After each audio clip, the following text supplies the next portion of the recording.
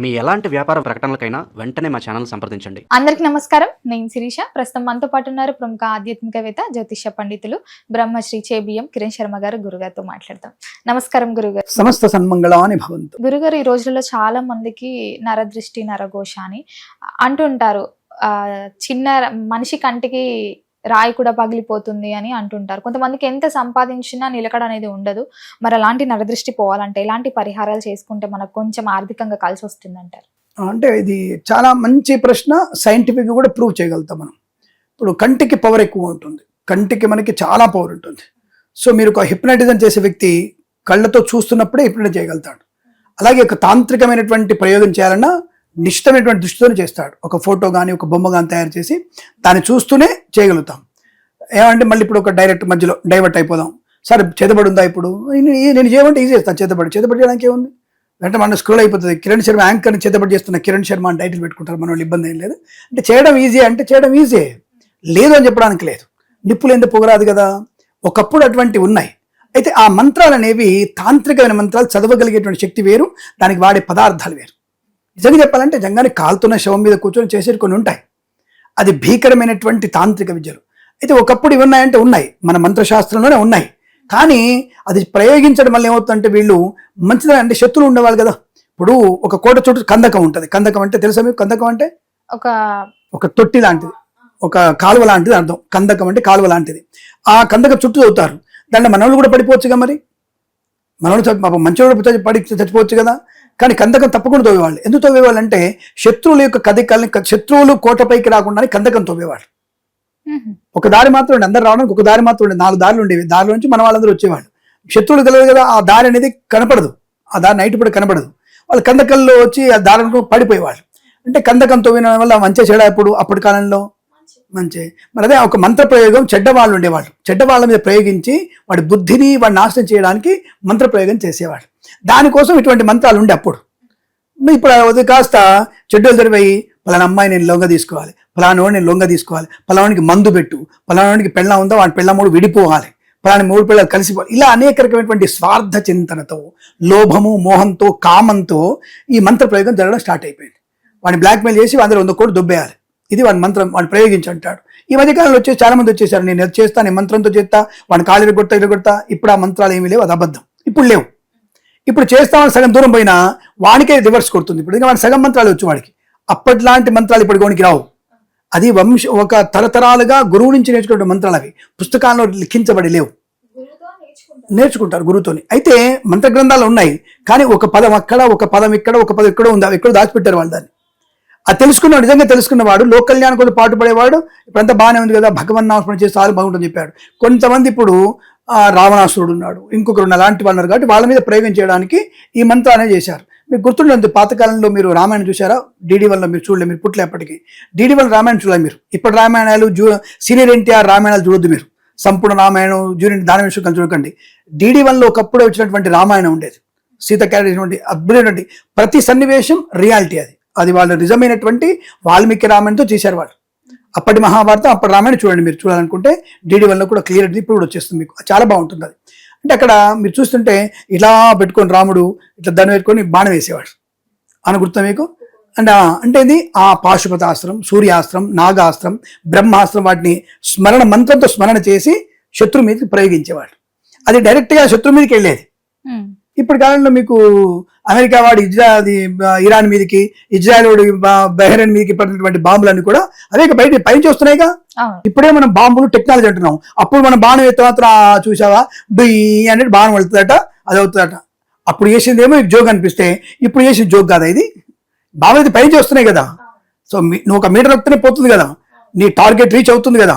నువ్వేమో టార్గెట్ అంటావా? ఇది రాముడు బాణం ఇట్లా పెట్టుకొని దండం పెట్టుకుని వేసుకుంటే అదేమో జోకా? కాబట్టి మంత్రక్రియ అంటారు. నువ్వు దాని పేరు టెక్నాలజీ అని పెట్టుకున్నావు. నీ టెక్నాలజీ అంటే, నీ తాత టెక్నాలజీ కంటే మించిన టెక్నాలజీ ధర్మశాస్త్రంలో ఉంది. ఇక్కడ ఉండి మనిషిని, అవతల వ్యక్తిని మనం వశీకరణ చేసుకోవచ్చును. ఇది క్లారిటీ. ఇప్పుడు నేను శిరీష్ నేను వశీకరణ చేసుకోవచ్చు, ఖచ్చితంగా చేసుకోవచ్చు. ఇప్పుడు మీ భాషలో ఇప్పుడేం మన ధర్మశాస్త్రంలో మంత్రాలు. ఇప్పుడు మీకు వచ్చేసి హిప్నటిజం అంటే నమ్ముతారుగా. రైట్ రైట్ రైట్ అమ్మ ఇప్పుడు గుడ్ ఇప్పుడు నమ్మేస్తాం. ఎలా నమ్ముతావు? వాడు ఒక బిల్ల పట్టుకొని దీన్నే చూస్తున్నావు అంటాడు. వాడు ఎలా ప్రాక్టీస్ చేస్తాడు అంటే ఒక చక్రం మీద నల్లటి గీతలు రౌండ్ గీత గీసి టార్గెట్ పెట్టి దాన్ని చూసేటువంటి నేర్చుకుంటారు వాళ్ళు. ఆ ఇప్పుడు నేర్చుకున్న వాళ్ళు అలా నేర్చుకుంటారు. దానికి కొంత విద్య ఉంది. ఫస్ట్ వాళ్ళకి ఐ పవర్ ఉంది. మనకి ఎక్కడికి వచ్చాము? కంటి పవర్ గురించి ఇవన్నీ చెప్పుకున్నాం. అంటే మంత్రశాస్త్రము తంత్రశాస్త్రం అన్ని ఉండి ఈ ఐ విట్నెస్ ఐ పవర్ ని పెంచుకోవడానికి ఒక చక్రాన్ని చూస్తూనే ఉంటారు వాడు. అలా చూసి వీడి మెదడులో వాడి మెదడుని రీడ్ చేస్తాడు.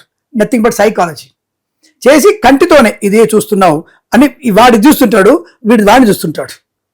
చూసి వాడిని వీళ్ళలోకి తీసుకొని నువ్వు 7వ తరగతి ఎక్కడ చదివినావు, నువ్వు 10వ తరగతి ఏ అమ్మాయికి లైట్ కొట్టావు, నువ్వు ఇంటర్మీడియట్లో ఏ అమ్మాయితో తిరిగావు, నువ్వు డిగ్రీలో మీ నాన్న వాళ్ళు ఎంత డబ్బు ఇచ్చాడు, ఇవి అడిగిస్తావు. నువ్వు అంటే నువ్వు వెనక్కి వెళ్తున్నావుగా. నీకెళ్ళ దమ్మున్నప్పుడు ఈ చక్రంలో నీ హైప్నోటిజం దమ్ముంటే నా మంత్రం ఎంత దమ్ముంటుంది నాకు మరి. కాబట్టి కంటికి పవర్ అనేది ఖచ్చితంగా నువ్వు ప్రూవ్ చేస్తున్నావు, నేను ప్రూవ్ చేస్తున్నాను. కాబట్టి అటువంటి కంటి వల్ల నరదృష్టి ఎక్కువ ఎఫెక్ట్ ఉంటుంది. అది చాలా ఎఫెక్ట్ పడుతుంది. ముఖ్యంగా చిన్నపిల్లల మీద, ఇంటి మీద ఎఫెక్ట్ పడుతుంది. కాబట్టి చిన్నపిల్లలకి ఇంటి మీద దృష్టి పడినప్పుడు ఉపాయాల గురించి విషయం ఇంత పురాణం చెప్పాల్సి వచ్చింది మనం. సో ఉపాయం ఏంటంటే చిన్న ఉపాయాలు చెప్తాను మీకు నేను. ఫస్ట్ చాలా మంది తెలియని ఒక చిన్న ఉపాయం ఏంటంటే ఒక స్టీల్ ప్లేట్లో మీరు పసుపు కలిపిన నీళ్ళని తీసుకొని ఇంటికి మొత్తం ఇంటి చుట్టూ కూడా మీరు తిరగలితే ఇంటి చుట్టూ ఇండిపెండెంట్ హౌస్ అయితే లేదు అపార్ట్మెంట్ అయితే మీ ఇంటి సింహద్వారాన్ని తిప్పి ఒక 15 నిమిషాలు ఇంటి గుమ్మం దగ్గర పెట్టండి. బయట పెట్టి దాంట్లో ఒక్కొక్క ఎర్రని పువ్వు, మందార పువ్వు కానీ, గన్నేరు పువ్వు కానీ, గులాబీ పువ్వు కానీ, ఎర్ర పుష్పాన్ని ఆ పశువులో పెట్టేసి కాసేపు డోర్ తీసే ఉంచండి. తర్వాత పైసల తర్వాత డస్ట్బిన్లో పోయండి, కాలువలో పోయండి, మురికి కాలువ పోయండి, దానికి ఇబ్బంది ఏం లేదు. ఆ ఈ ప్లేట్ల పసుపు నీళ్ళు మాత్రం బయటనే కడిగేయాలి. బయట కడిగేసిన తర్వాతనే లోపలికి తీసుకొచ్చేయాలి. ప్లేట్ తీసుకొచ్చుకోవాలి, కళ్ళలో మాత్రం బయట కడిగి తీసుకొచ్చేసుకోవాలి. అలా మీరు కనుక ఒక 5 రోజులు చేస్తే కంటిన్యూగా ఇంటికి ఉన్నటువంటి నరదృష్టి, నెగిటివ్ ఎనర్జీ తొలగిపోతుంది, ఖచ్చితంగా తొలగిపోతుంది. రెండవది నేను చాలా మంది చెప్పాను, ఉప్పుకి క్రిస్టల్ సాల్ట్కి చాలా పవర్ ఎక్కువ ఉంటుంది. అంటే మ్యాగ్నిఫికెంట్ పవర్ ఉంటుంది. క్రిస్టల్ సాల్ట్, రాళ్ల ఉప్పు, తెలంగాణలో దొడ్డు ఉప్పు అంటారు దాన్ని. సో ఆ దొడ్డు ఉప్పుని తీసుకొచ్చేసి మనం ఈ సింహద్వారానికి ఓ డోర్ ఓపెన్ చేసి ఒక గుప్పెడు ఇటు ఒక గుప్పెడు ఇటు ఉదయం సాయంత్రం వరకు అలాగే ఉండాలి. అది అంటే అది కూడా ప్లేట్లో పెట్టాలి. ప్లేట్ నేల మీదనే గుమ్మానికి అంటే డోర్ దగ్గర గడప లోపల ఇటువైపు 2 గుప్పెళ్ళు ఉప్పు పెట్టేసి డోర్ ఓపెన్ అయి ఉంచాలి. మా అపార్ట్మెంట్ స్వామి ఓపెన్ చేస్తామంటే కనీసం గడప బయట పెట్టేసి డోర్ క్లోజ్ చేసుకోవాలంటే ఎవరైనా వచ్చిపోతున్నారు, దృష్టి పడితే అందరూ వాళ్ళ ఫంక్షన్ అవుతుంది అనుకున్నప్పుడు మన డోర్ బయట పెట్టేసి వేసుకోవాలి. కానీ గడప పక్కనే ఉండాలి అది. అలా ఉంటే ఉదయం సాయంత్రం వరకు ఉండి సాయంత్రం సూర్యాస్తమయ టైంలో ఆ ఉప్పు తీసేసి డస్ట్బిన్లో వేసేసేయండి. రోడ్డు మీద వేయకండి. ఆ నీళ్లు కానీ, పసుపు నీళ్లు కానీ, ఉప్పు కానీ రోడ్డు మీద అంటే నీ దిష్టి పోయి నీ పాపం పోయి వాడికి అంటుకోవాలా, అది మరొక పాపం చుట్టుకుంటుంది. మీకు అందరు చేసే పని అదే. నాలంటే చెప్తాడు నిమ్మకాయ ఇంకోటి దొక్కితేనే నీకు పోతుంది అంటాడు. ఎందుకు పోతారా? ఆ పాపం పోగా ఇంకా ఎక్స్ట్రా పడుతుంది. కాబట్టి అలాంటి పిచ్చి పనులు చేయకుండా డస్ట్బిన్లో వేసేయండి, ఏం పర్వాలేదు, హ్యాపీగా మీకు అయిపోతుంది. ఇక మూడవది ముఖ్యమైనది, ఇలా అమావాస్య వచ్చినప్పుడు అమావాస్య రోజులలో ముందు రోజు కానీ అమ్మవారి గుడికి వెళ్ళి, అమావాస్య ముందు రోజు గుడికి వెళ్ళి అక్కడ కుంకుమార్చన చేయించి ఆ కుంకుమని మీ యొక్క గుమ్మడికాయకి బూడిద గుమ్మడికాయ పెట్టుకొని తీసుకొచ్చేసి అమావాస్య రోజు కట్టండి. అది పొద్దున కానీ సాయంత్రం కానీ ఇలా 3 అమావాస్యలు కట్టాలి. మరి స్వామి అమావాస్య పండు కుళ్ళిపోకపోతే పాడైపోతే ఏం చేయాలంటే ఆ గుమ్మడికాయని పగులు కొట్టేసి గుమ్మం దగ్గర పెట్టి పసుపు వేసి పెట్టాలి ఉదయం సాయంత్రం వరకు. సాయంత్రం డస్ట్బిన్లో వేసేసేయండి. ఇలా 3 అమావాస్యలు చేసిన తర్వాత 4వ అమావాస్య నుంచి మీ ఇంటికి దృష్టి దోషం ఉండదు, నెగిటివ్ తొలగిపోతుంది. తర్వాత ఈ కట్టడం వల్ల తర్వాత 4వసారి కట్టేసేయండి, అమ్మవారి గుమ్మాన్ని కట్టేస్తే సరిపోతుంది, అనుకూలంగా ఉంటుంది.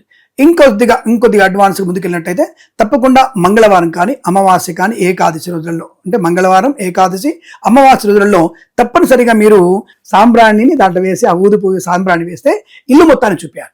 అంటే గుమ్మం మెయిన్ డోర్ నుంచి మొదలుపెట్టి బ్యాక్ డోర్ వరకు వెళ్తూ మళ్ళీ పడగది ప్రతి మూల కూడా మీరు ధూపం వేస్తే ఆ ధూపం వేసేటప్పుడు 4 తెల్ల ఆవాలు అందులో వేసేసుకొని ధూపం చూపిస్తే అద్భుతమైనటువంటి ఈ పాజిటివ్ ఎనర్జీ ఇంటికి బాగా ఉంటుంది, నెగిటివ్ తొలగిపోతుంది. అది అమావాస్య కానీ మంగళవారంగా కానీ ఏకాదశి చేస్తే విశేషం.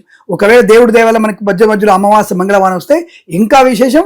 మిస్ అవ్వకుండా ఆ మంగళవారం రోజున అమావాస్యలు చేయండి, మీ ఇంటి ఉన్నటువంటి సమస్త పీడలు తొలగిపోతాయి. ఈ చిన్న ఉపాయాలు సరే మీ జాతకంలో ఉన్నటువంటి భయంకరమైనటువంటి ఇబ్బందులు, మీ ఇంటికి పెట్టినటువంటి ఏదైనా ప్రాబ్లం ఉంటే దానికి ఏం చెప్పలేం. కానీ అలా విపరీతంగా ఇంకా పోలేదు అనుకుంటే ఇంకా మన లక్ష్మీ గణపతి హోమం, వాస్తు హోమం, చండీ హోమం చేసుకోవాలి. దానికి మరి నాలాంటి వాడు వస్తే లక్ష ఖర్చు అవుతుంది. అలా సిద్ధంగా ఉన్నవాళ్ళు తప్పకుండా నన్ను సంప్రదించవచ్చును.